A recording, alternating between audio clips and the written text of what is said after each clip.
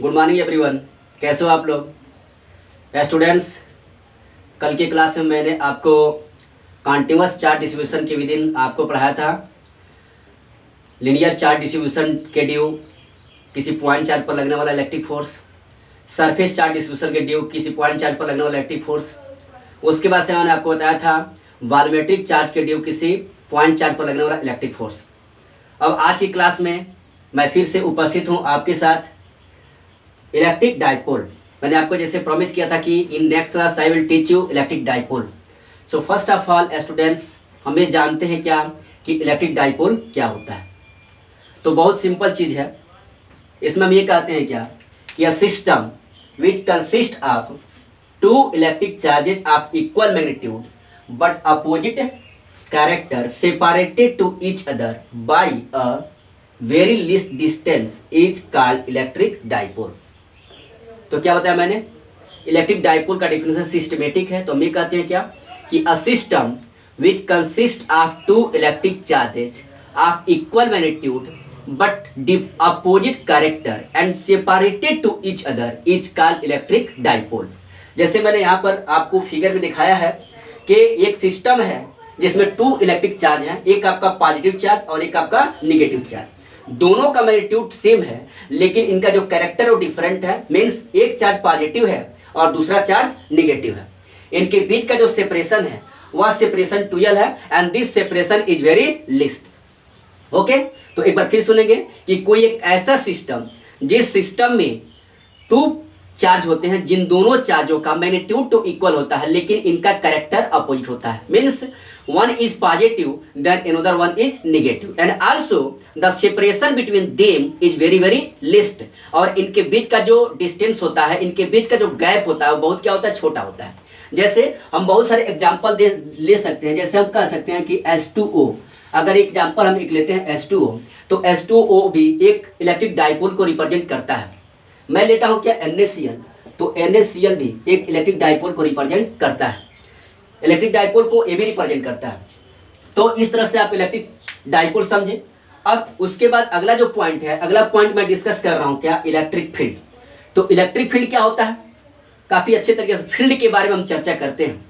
तो जैसा कि आपने निचले कक्षाओं में, निचले क्लासेज में आपने मैग्नेटिक फील्ड के बारे में बात कहा था और प्रयोग भी किया था, और उसमें आपने ये बताया था कि किसी मैग्नेट के चारों ओर का वह रीजन, किसी भी मैग्नेट के चारों ओर का वह रीजन जिसमें कोई अदर मैग्नेटिक मटेरियल उसके अट्रैक्शन फोर्स का एक्सपीरियंस करता है, उसके अट्रैक्शन फोर्स को एक्सपीरियंस करता है, उसे उस मैग्नेट का मैग्नेटिक फील्ड कहते हैं।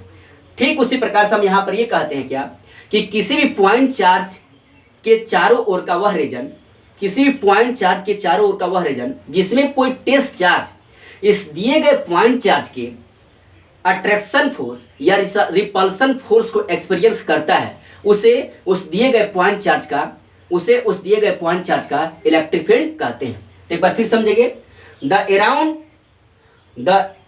Point around a charge in which another test charge experiences the force of attraction और repulsion is called electric field of this point charge. तो क्या कहेंगे कि the region around a point charge in which another test charge experience the force of attraction or repulsion is called electric field of this given point charge। यानी किसी भी point charge का electric field वह reason होता है, वह क्षेत्र होता है जिसमें कोई दूसरा टेस्ट चार्ज इस दिए गए पॉइंट चार्ज के इलेक्ट्रिक फोर्स में हम अट्रैक्शन फोर्स या रिपल्सन फोर्स दोनों हो सकता है को एक्सपीरियंस करता है। तो इस तरह से बच्चों हम लोग इलेक्ट्रिक फील्ड को डिफाइन किए। इसके बाद से हम जानते हैं क्या कि इलेक्ट्रिक फील्ड लाइंस क्या होता है। What is electric field lines? अगर इलेक्ट्रिक फील्ड की बात की जाती है तो उसके स्टेबिलिटी को डिफाइन करने वाला, उसके कैरेक्टर को जो डिफाइन करने वाला पॉइंट है वो आपका है इलेक्ट्रिक फील्ड लाइंस। तो first of all now we are going to know what is electric field lines. हम ये समझने के लिए जा रहे हैं कि इलेक्ट्रिक फील्ड लाइंस क्या है। तो हम ये कहते हैं क्या कि an imaginary curve which start from positive ends and ends at negative end of any electric dipole is called electric field lines। एक बार फिर सुनेंगे कि कोई एक ऐसा इमेजिनरी कर्व जो किसी इलेक्ट्रिक डाइपोल के पॉजिटिव टर्मिनल से स्टार्ट होता है और निगेटिव टर्मिनल पर एंड हो जाता है। ऐसे इमेजिनरी कर्व को ही इलेक्ट्रिक फील्ड लाइंस कहते हैं। फिर एक बार समझेंगे, an imaginary curve which start from positive charge of electric dipole and ends at the negative charge of electric dipole is called electric field lines. तो ये हमारा इलेक्ट्रिक फील्ड लाइंस है। ये जो आपका इलेक्ट्रिक फील्ड लाइंस होता है, ये इलेक्ट्रिक फील्ड लाइंस किसी भी इलेक्ट्रिक फील्ड के स्टेबिलिटी को एक्सप्रेस करता है, उसके स्टेबिलिटी को रिप्रेजेंट करता है, ये बताता है। अब ये जो इलेक्ट्रिक फील्ड लाइंस है, इस इलेक्ट्रिक फील्ड लाइंस का कुछ प्रॉपर्टी है।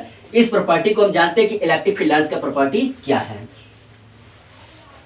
तो स्टूडेंट्स, सबसे पहले हम इलेक्ट्रिक फील्ड लाइंस का पहला प्रॉपर्टी जानते हैं क्या। तो हम ये कहते हैं कि electric field lines are imaginary open curve. Electric field lines are imaginary open curve, यानी कि जो आपका इलेक्ट्रिक फील्ड लाइंस होता है वो आपका क्या होता है, इमेजिनरी ओपन कर्व होता है। जैसे अगर आपका पॉजिटिव टर्मिनल से चला तो नेगेटिव टर्मिनल पर क्या हो जाएगा, एंड हो जाएगा। ऐसा केस मैग्नेटिक डाइपोल में नहीं होता है। मैग्नेटिक फील्ड लाइंस जो होते हैं वो आपके क्लोज कर्व होते हैं। वो मैग्नेटिक फील्ड लाइन जो होता है वो आप मैग्नेट के बाहर नॉर्थ पोल से साउथ पोल और मैग्नेट के अंदर south pole to north pole होता है, वो क्लोज कर्व बनाता है। और जो इलेक्ट्रिक फील्ड लाइंस होता है वह electric field lines close curve नहीं बनाता, ये ओपन कर्व बनाता है। तो पहला आपने क्या कैरेक्टर जाना कि electric field lines are imaginary open curve, पहला पॉइंट। दूसरा पॉइंट क्या होगा, दूसरा पॉइंट हम ये कहते हैं क्या कि अगर कोई इलेक्ट्रिक फील्ड लाइंस है, if there is any electric field lines then tangent drawn at any point of this electric field line। Suppose कर लिए कि मैंने एक पॉइंट ए लिया और इस पॉइंट ए पर क्या कर दिया, टेंजेंट लाइन ड्रॉ कर दिया। then tangent drawn at any point of this imaginary line represent the direction of electric field at this point। यानी कि अगर कोई आपका इलेक्ट्रिक फील्ड लाइंस है तो उस इलेक्ट्रिक फील्ड लाइंस के किसी भी पॉइंट पर अगर हम कोई टेंजेंट लाइन ड्रा कर दें तो वह टेंजेंट लाइन उस पॉइंट पर इलेक्ट्रिक फील्ड को रिप्रेजेंट करता है। तो क्या कहेंगे कि the tangent drawn at any point of the electric field lines represent the direction of electric field at this point. ये सेकेंड पॉइंट था। तीसरा पॉइंट क्या होगा, तो तीसरा पॉइंट हम ये कहते हैं क्या कि two electric field lines never intersect to each other. Two electric field lines never intersect to each other, यानी कि कभी भी दो इलेक्ट्रिक फील्ड लाइंस एक दूसरे को इंटरसेक्ट नहीं करते। जैसे मान लीजिए हम एक इलेक्ट्रिक फील्ड लाइन से ले लेते हैं और दूसरा इलेक्ट्रिक फील्ड लाइन से ले लेते हैं। अगर किसी एक पॉइंट पर काट दे तो हम पहले लाइन के लिए एक टेंजेंट लाइन ड्रा कर सकते हैं और दूसरे लाइन के लिए भी एक टेंजेंट लाइन ड्रा कर सकते हैं। तो अगर किसी सिंगल पॉइंट के लिए टू टेंजेंट लाइन रिप्रेजेंट करता है, टू टेंजेंट लाइन होता है, तो वह सिंगल पॉइंट पर इलेक्ट्रिक फील्ड के दो डायरेक्शन को क्या करता है, रिप्रेजेंट करता है, विच इज वाइडली इम्पॉसिबल, जो क्या बिल्कुल ही असंभव है। सो इसलिए कहता है क्या कि two electric field lines never intersect to each other. Two electric field lines कभी एक दूसरे को इंटरसेक्ट नहीं करते हैं, because at the intersection point there are two tangent line are possible which gives the two direction of electric field for a single point and this is impossible। यानी कि कभी भी दो इलेक्ट्रिक फील्ड लाइंस एक दूसरे को intersect नहीं करते हैं, क्योंकि अगर ये दो इलेक्ट्रिक फील्ड लाइंस एक दूसरे को इंटरसेक्ट करते हैं तो इंटरसेक्शन पॉइंट पर टू टेंजेंट लाइन ड्रा किया सकता है, और अगर टू टेंजेंट लाइन ड्रा करेंगे तो किसी सिंगल पॉइंट के लिए इलेक्ट्रिक फील्ड के टू डायरेक्शन हो जाएंगे, जो कि बिल्कुल क्या है, असंभव है। तीसरी प्रॉपर्टीज। अब हम बात करते हैं चौथी प्रॉपर्टी की। चौथी प्रॉपर्टी क्या है, तो चौथी प्रॉपर्टी में बताया जाता है क्या कि electric field lines represent the stability of electric fields.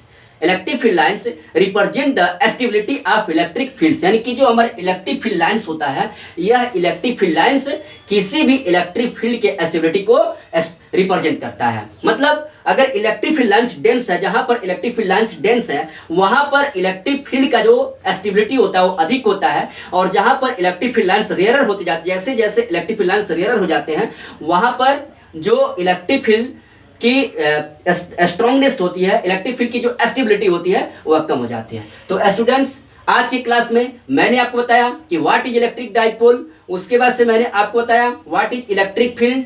Electric field line को डिस्कस करने के बाद मैंने आपको बताया इलेक्ट्रिक फील्ड लाइंस को डिफाइन किया, और इलेक्ट्रिक फील्ड लाइंस को डिफाइन करने के बाद से मैंने आपको लर्न कराया, मैंने आपको टीच कराया क्या कि इलेक्ट्रिक फील्ड लाइंस के प्रॉपर्टीज क्या होते हैं। अब मैं कल के क्लास में आपको बताऊंगा कि electric field at a point, electric field due to test charge और due to point charge. Thank you, have a nice day.